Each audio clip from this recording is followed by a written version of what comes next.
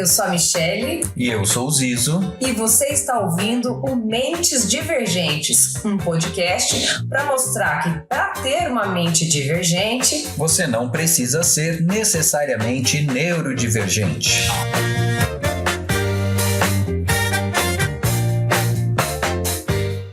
Então, Michele, como que começou a ideia desse podcast?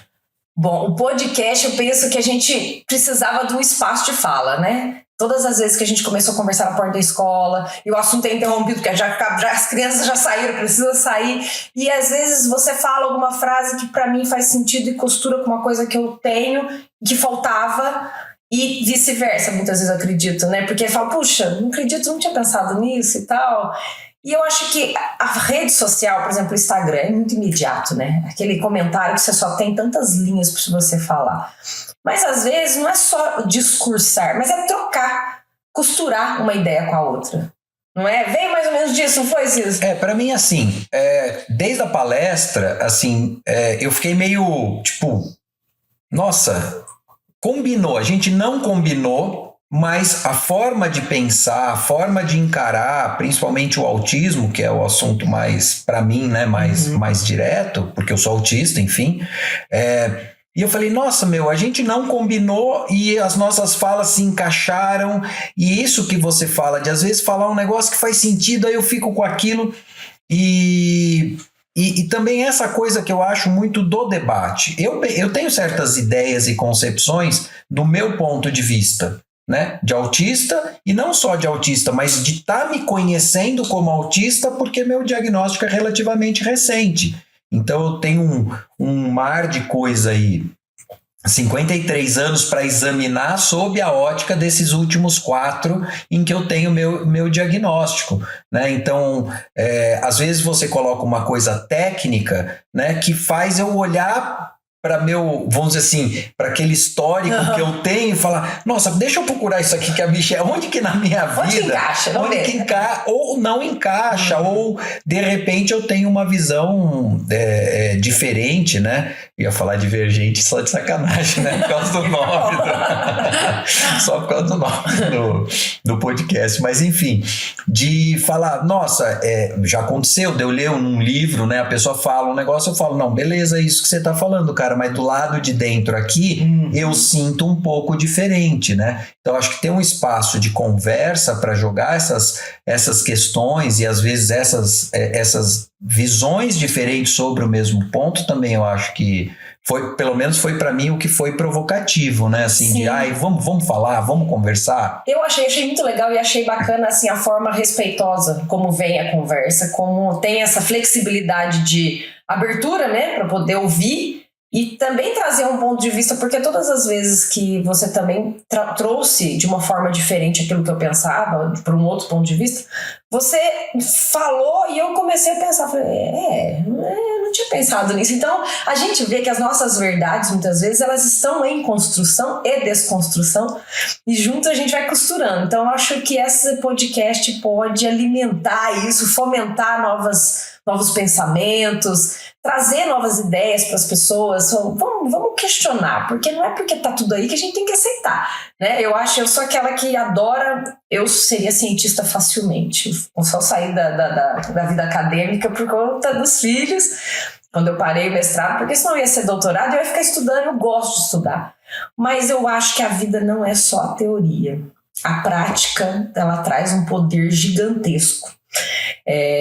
Para mim existe uma divisão de águas de quando eu era uma fonoaudióloga que não era mãe, para agora que eu sou a mãe e vivo o autismo dentro de casa. E também descobri, né, o TDAH, e aí eu comecei a entender algumas questões internas e quanto que é diferente a teoria do questionáriozinho, do xizinho, do enquadrar o ser humano para individualidade. Quando a gente vai para o mundo individual, não tem mais regra. Acabou a regra. E aí a gente tentar construir um conhecimento que vai além da matemática, mas vem para o humano. Porque o humano, ele está entre as biológicas, a psique ali, que é uma coisa que a gente não palpa, né? Que, infelizmente, a medicina cartesiana, ela mede pela matemática. Isso tá muito difícil, né? Como que você vê isso? Porque pra mim isso já mudamos, já entrou na conversa. Então, mas eu tava pensando justamente nisso, né? Primeiro, recentemente eu estava lendo um livro, aquele Sapiens, uma história da humanidade, ele aborda de como o homem de repente migrou para a coisa do científico. E como, exatamente isso que você está falando, e como o científico acabou virando matemática, acabou virando estatística.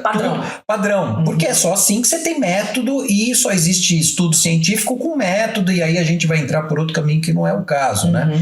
E como de repente foge. E minha forma de pensar na minha cabeça, eu lembro que eu tinha um professor que ele falava assim, que existia o filósofo topeira e o filósofo raposa. Que o filósofo topeira era aquele cara que pegava um assunto e ia cavando, ia lá até o fundo. E que o filósofo raposa era aquele que ia pulando pelo campo por todos os assuntos. Eu falei, bom, então eu sempre fui raposa. Porque eu me achei. Não, eu digo, porque eu nunca fiz, eu saí da faculdade, não fiz pós-graduação, nada. Eu não consigo essa coisa de sentar e ficar horas e horas. Quando alguém fala, você vai ter que escrever uma tese de 100 laudas, eu falo, não consigo escrever 3, como que eu vou escrever 100, sei lá, 200? Então, mas eu gosto muito de aprender, eu tenho muita curiosidade, e para mim tem muito essa coisa da observação, que foi o que você falou, de olhar no prático, no concreto, entendeu? Então a pessoa descreve uma coisa que, por exemplo, a pessoa descreve ecolalia. É repetir som. E eu falava, eu já até comentei isso outras vezes. Ecolalia é uma característica autista que eu não tenho, né? Eu pensava no começo. Conforme eu fui observando e fui me observando na vida, eu falei, gente, eu tenho muita ecolalia. Eu repito muito, eu assisto o programa de TV repetindo as falas do programa. Eu uso repetições de falas, repetições de músicas para me comunicar. Então, de repente, eu falei assim, pera lá. Então, é isso que você falou. Tem lá aquela descrição clássica que às vezes você olha e aquilo não conversa com você. E aí você vai observando no seu dia a dia e você fala assim, não. Tem uma flexibilidade, uma variabilidade, né? Exato, que além da questão da variação entre seres humanos, né? Eu sou diferente de você, que é diferente do Paulo, enfim, e diferente de qualquer outra pessoa, mas o que é meu, Zizo, seu, Michele, do Davi, e o que é o autismo? O que é meu funcionamento mental? O que é imposto por um funcionamento neurológico, que é a coisa para mim mais difícil de explicar para as pessoas. Aquilo que é do meu funcionamento autista, né, é invencível para mim. É como uma força irresistível. Eu não consigo lutar contra, ou passar, ou dominar, ou controlar, ou amarrar. Quer dizer, a não ser por uma coisa opressiva, que é a discussão de a gente vai caminhar para outras terapias, para outras coisas. Então, assim, hoje, para mim, assim, um dos focos meus de interesse é justamente delinear o que é autista, porque é muito ruim você virar para uma pessoa que você ama, por exemplo, que está ali do teu lado todo dia, e ter que todo dia dizer desculpa, o meu jeito grosseiro de falar, mas eu nem percebo que para você isto está soando grosseiro. Entendeu? Então, qual é o limite do que é cômodo dizer, é porque eu sou autista, eu sou assim? Entendeu? Sabe aquele, não, eu falo as verdades na cara. Cara, isso aí é desculpa pra ser mal educado. Sim, não precisa nem usar um diagnóstico pra isso. Eu tenho que dizer, amigos, em algum momento eu posso dar uma mancada com vocês, porque eu posso ficar muito relaxado e fazer um comentário inadequado. Entendeu? Assim, sei lá, não porque eu tô querendo dizer verdades na cara, mas porque, sei lá, eu outro dia tava anteontem, tava com uma amiga e ela falou, porque eu casei de novo, eu também tô num segundo casamento, uma coisa assim, ela falou, eu falei, que legal, e ela olhou pra minha cara assim, aí eu só assim, tipo, que comentário, o que será que eu quis dizer com esse que legal, né? E ela ficou meio sangrada. Então, você tá autista assim, você tá distraído, você de repente fala, né? E é tão difícil você tirar a cerca, né? Porque assim, aí eu venho numa outra questão, quando você fala isso, eu fico pensando assim, a gente tem que conviver em sociedade, então tá bom, a gente tem que conviver em sociedade, o meu limite é o limite do outro também, ali onde não atrapalha, começa a atrapalhar o outro, enfim. Só que até que ponto a gente tem que se moldar né? Para poder caber. Eu me preocupo muito com isso também, porque assim, as nossas relações, elas vão sendo seletivas muitas vezes e direcionando a gente para quem nos aceita como nós somos. E se a gente quiser ter mais relações sociais, a gente vai ter que se espremer cada vez mais na medida que a gente avança nessas faixas, né? Mas, salvo isso, tem os nossos laços afetivos, familiares, pessoas que são assim, já estão impostas à nossa convivência. E aí a gente vai muitas vezes ter que se espremer. Mas aí, qual que é esse limite, né? Como que é? Qual que eu cobro do outro e o quanto que eu tenho que me espremer? Assim, isso daí para mim é uma coisa muito complicada. Uhum. Primeiro, porque como eu falei, eu ainda tô num processo de quem é o Zizo verdadeiro. Por exemplo, meu nome é Luiz Antônio. Então, um passo que eu dei, eu nunca me identifiquei com esse nome, por exemplo. Pode parecer uma coisa boba, mas desde criança meu apelido em casa era Zizo.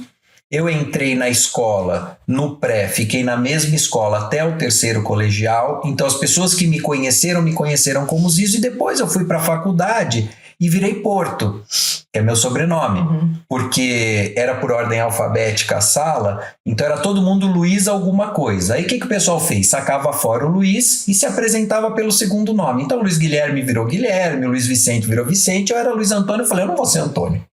Desculpa, mas eu não quero ser Antônio. Aí eu falei, então eu sou o Porto. Além da brincadeira de como eu sou de Santos, eu falava, eu sou o Porto de Santos. Eu falava, você conhece o Porto de Santos? Não, muito prazer, sou eu, né, tal. Então virou... Então, em nenhum momento da minha vida, o Luiz Antônio foi marcante, só quando minha mãe me dava bronca. Então, fora dessa situação... Olha como é representativo, né? Porque é só... Esse é o cara que você não pode ser. Luiz Antônio, vem cá, não sei o que. Opa! Então... Chegou num determinado momento, com o diagnóstico, com tudo, eu falei, gente, eu não gosto, não me identifico com esse nome. E aí eu voltei, mudei rede social, mudei tudo. Falei, eu sou o Zizo, é o nome que eu me reconheço, é a pessoa que eu... Quando, por exemplo, alguém entra em contato comigo pela rede social e já chega me chamando de Zizo, aquilo me dá um conforto, que você fala, olha, parece uma coisa boba, né? Uhum. Então, voltando ao que você estava dizendo, qual é o limite de quem eu sou realmente, de quem o meu ser social, esse equilíbrio entre o ser individual e o ser social, né? Primeiro que eu preciso descobrir quem eu sou. Uhum. Depois de 50 anos de masking, 50 anos tentando viver numa sociedade neurotípica e meio no carrinho de bate-bate, né? Porque eu não sabia do meu diagnóstico, então uma atitude aqui não foi legal. Aí você recolhe, você, entendeu? Você vai se adaptando. Então, eu acho que um primeiro momento, sorte dos autistas criança, que já estão crescendo com uma consciência de quem eles são, entendeu? Mas eu digo, para mim, é um primeiro momento de desenhar quem eu sou, né? Para depois eu dizer que bandeiras eu vou levantar, que coisas que eu quero, pelas quais eu quero lutar. Roupa, por exemplo, é uma coisa que muito logo, assim, muito cedo, antes do diagnóstico, já era uma bandeira. Tipo, não, olha, eu cedo em muita coisa, mas sapato apertado, por exemplo, sapato social é uma coisa que eu não uso. Não consigo, não gosto e não uso. Né? Para dar um exemplo bem superficial. Então, mas eu digo, nessas coisas, como você falou, tem muito lugar que eu não vou. Eu falo, eu tenho que pensar tanto para falar, eu tenho que estar tão tenso para mim que eu prefiro abrir mão. Digo, não, para ser uma pessoa que eu não sou, eu tenho que ficar pensando em tudo que eu vou falar. Um outro exemplo bobo, álcool. Se eu gosto de, por exemplo, tomar cervejinha, nada, mas eu digo, eu gosto em casa. Por quê? Porque o álcool já dá um relaxamento. E depois agora, imagina, não é isso, Michele. Imagina um autista relaxado. Língua solta, você diz. É terreno fértil para confusão. Entendi. Então, isso foi uma coisa que eu aprendi com a vida. De tanto uma pancada, porque não é uma questão de ficar bêbado, basta relaxar um pouquinho. Porque baixar o filtro. Baixar o filtro. O meu filtro já é uma porcaria. Aí você baixa um pouco, bicho, vira selvageria, entendeu? Então, assim, magoei pessoas, ofendi, sem querer, de estar ali na empolgação e falar uma bobagem, entendeu? A gente tem uma percepção Outro dia eu tava comentando sobre isso. Eu posso não reconhecer uma pessoa, mas porque eu vi antes o sapato que ela estava usando, por exemplo. Ontem chegou uma amiguinha da Manuela, um casal amigo nosso, que foram lá na festa junina. Eu falei, nossa, Fefe, que tênis bonito, né? É novo. Ela, não é muito novo, mas acho que eu nunca vim aqui. Entendeu? Então, tipo, pra mim é muito fácil reparar, por exemplo, no tênis. Você perguntar qual era o resto da roupa, não. Ou se era, por exemplo, às vezes numa situação, às vezes eu não reconheço a pessoa, mas vejo um detalhe, entendeu? E isso daí, às vezes, quando eu tô dando um exemplo pequeno, mas às vezes você chega e comenta, eu já criei esse tipo de situação embaraçosa no trabalho. De uma moça, uma moça trabalhava lá, que eu olhei e falei, nossa, que sapato bonito, não sei o que, eu vi que ela ficou meio assim e tal, depois fui ver que tem cartilha, você não pode falar essas coisas.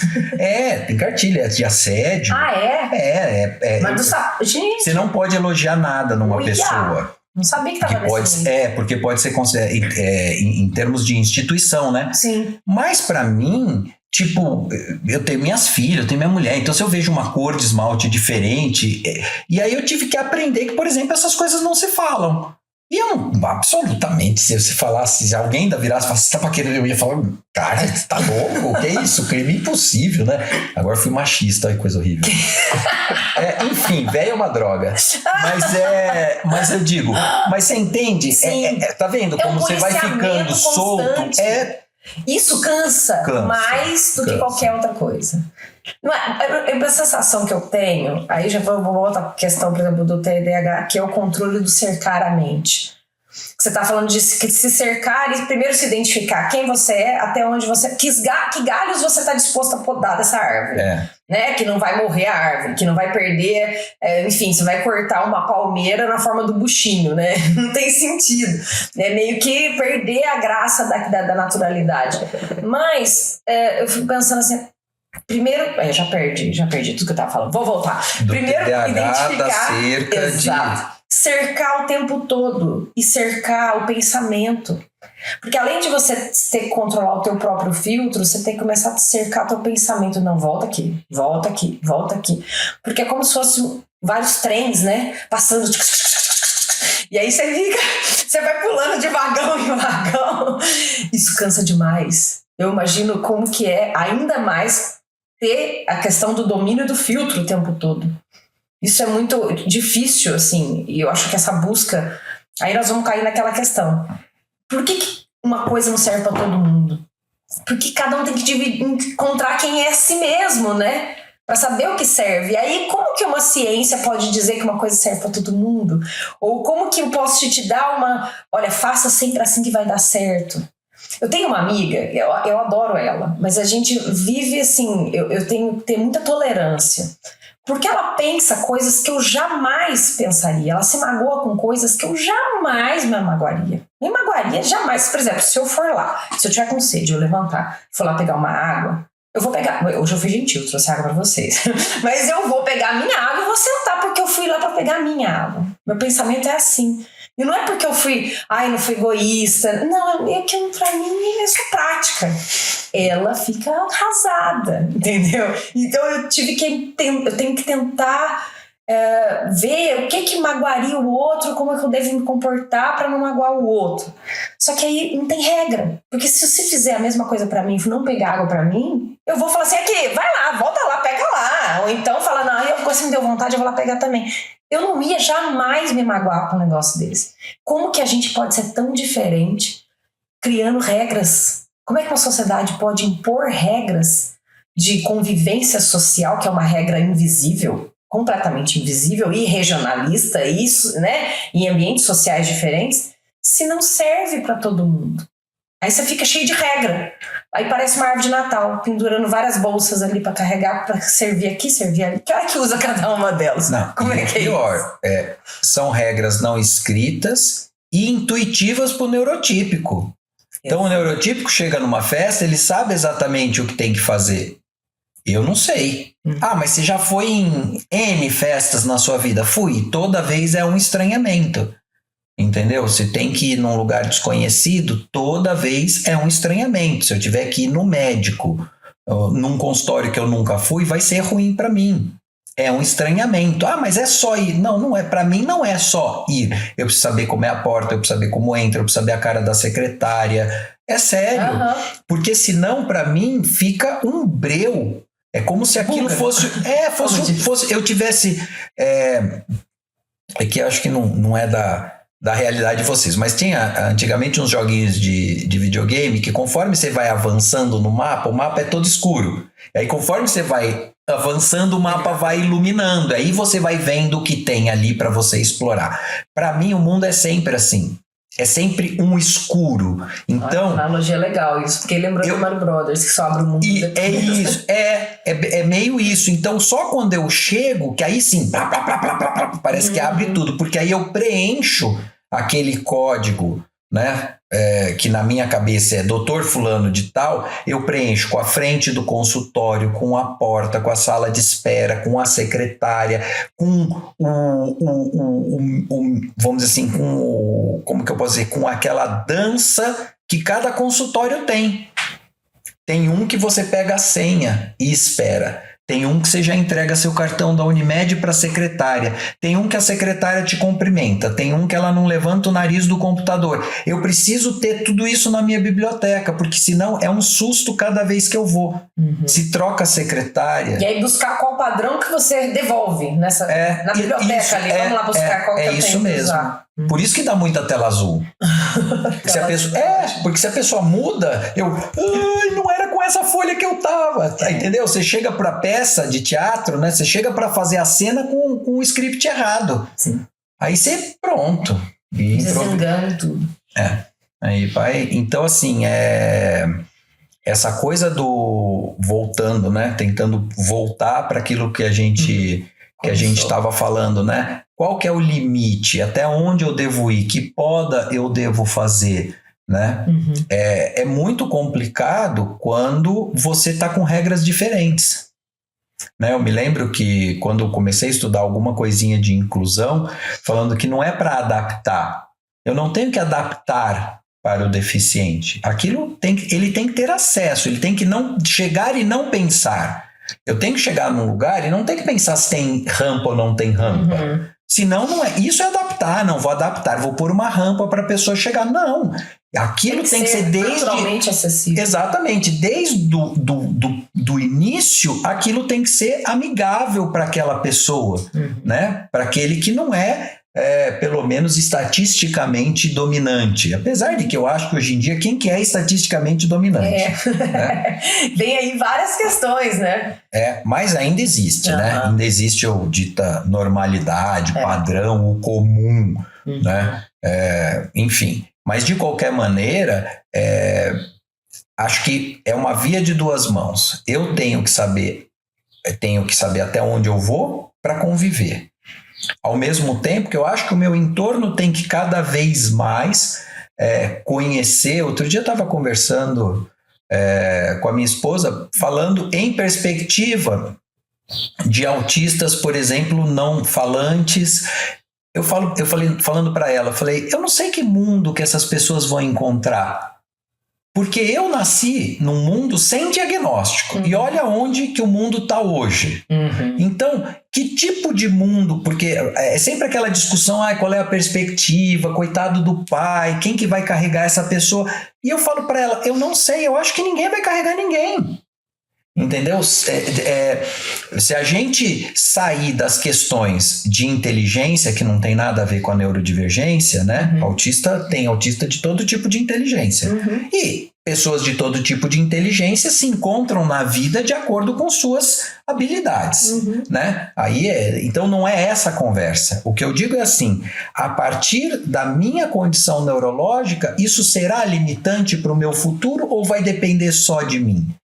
Então eu quero crer que com o tanto que a gente avançou, por exemplo, nos últimos 5, 10 anos, onde a gente vai estar daqui 10 anos? Onde que o autista que hoje é criança, como que vai ser o mundo? E a própria compreensão dele, de si mesmo. Entendeu? Por exemplo, hoje eu sei onde o calo aperta. Então, 90% das vezes eu consigo me organizar em função de evitar ou de pelo menos me preparar para aquela situação. Impacto. Antigamente eu ia solto, né? Sem saber o que... E se cobrando, achando que, tipo, por que todo mundo consegue e eu não consigo? Por que eu não consigo me encaixar? Por que eu não tô conseguindo dar conta disso? Enfim, eu fico pensando, assim, realmente, será que a solução ou um caminhar seguro seria as pessoas olharem para dentro de si mesmo? Porque à medida que a gente se conhece, a gente se julga menos e aí a gente julga menos o outro. E as pessoas fogem tanto de terapia. Aí você tá entrando por um caminho... Lá vai eu para outro assunto. Você tá entrando por outro caminho que eu acho que daria um tema, um encontro, um episódio, sei lá como chama, autônomo, que é a questão da terapia. Eu sempre fui uma pessoa... isso eu tive muita sorte, porque meus pais sempre encararam acompanhamento psicológico como uma ferramenta e não como... isso eu tô falando no começo dos anos 80, legal. Quando era coisa... não, exato, nem tinha muito psicólogo. Hoje em dia toda criança vai no psicólogo, né? Sim. Mas lá em casa, digo na minha casa, minha família originária, né? O apoio psicológico sempre foi uma ferramenta. Do mesmo jeito, você vai no pediatra, se tiver com dor, se você tiver com sofrimento, você vai para o psicólogo. Então, eu cresci com uma cultura de aceitação. Então, para mim, tá passando por um aperto, tá passando por um momento emocionalmente delicado, vai para terapia, entendeu? Sempre ofereci isso para minhas filhas, né? Não vou citar especificamente para não... Depois elas brigam comigo que eu sou muito indiscreto. Eu fico, pai, você conta tudo!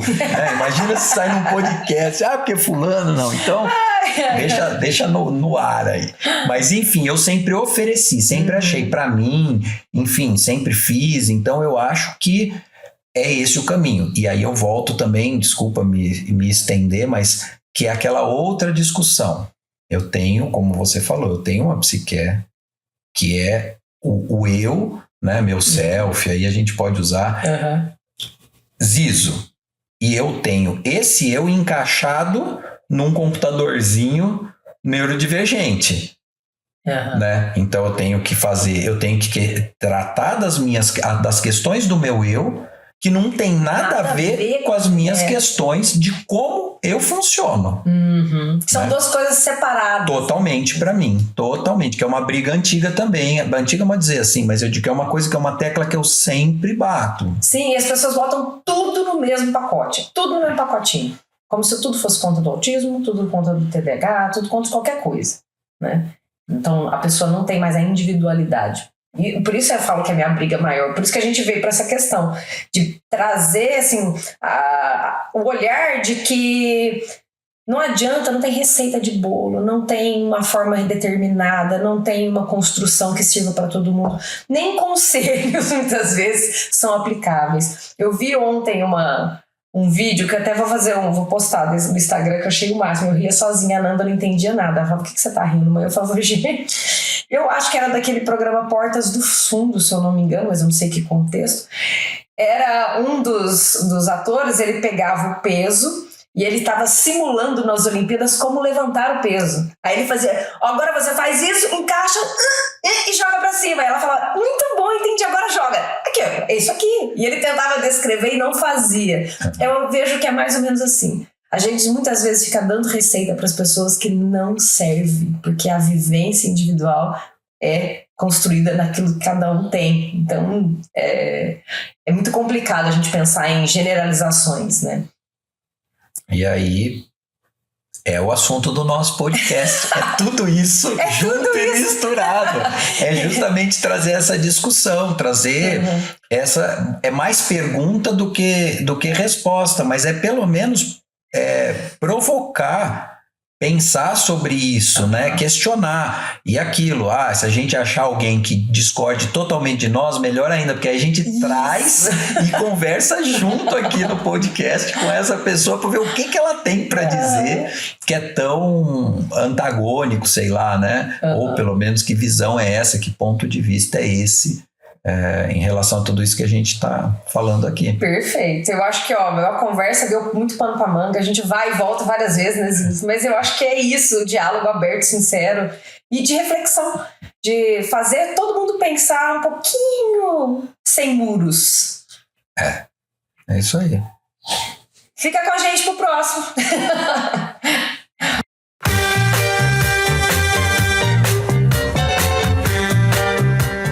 E esse foi o nosso primeiríssimo episódio do podcast Mentes Divergentes. Eu sou Michele Basso, com Zizo Porto e técnica de Paula Amaral.